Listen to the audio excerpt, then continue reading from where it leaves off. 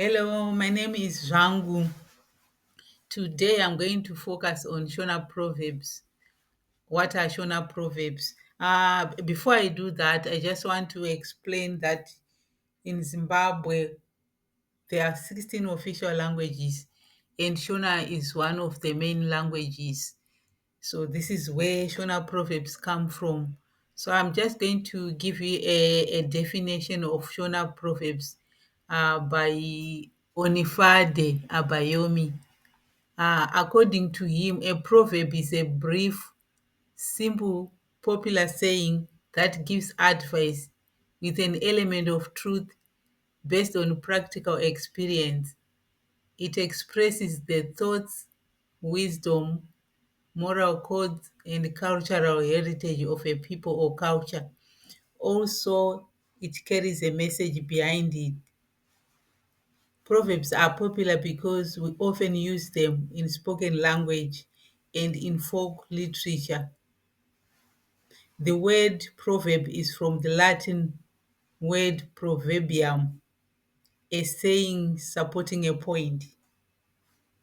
So Tsumo are sayings with advice that use metaphors, and we have passed them from generation to generation to serve more than one purpose. The prime purpose of Tsumo is to educate the young about proper standards of human conduct.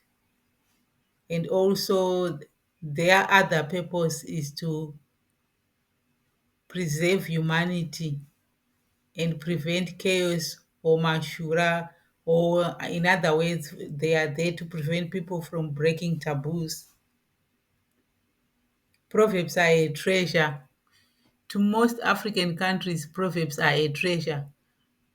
African proverbs teach younger generation and remind older generation of the rules of conduct. As a social unit, people have certain definite ways of behavior which we are expected of them in a particular social setup.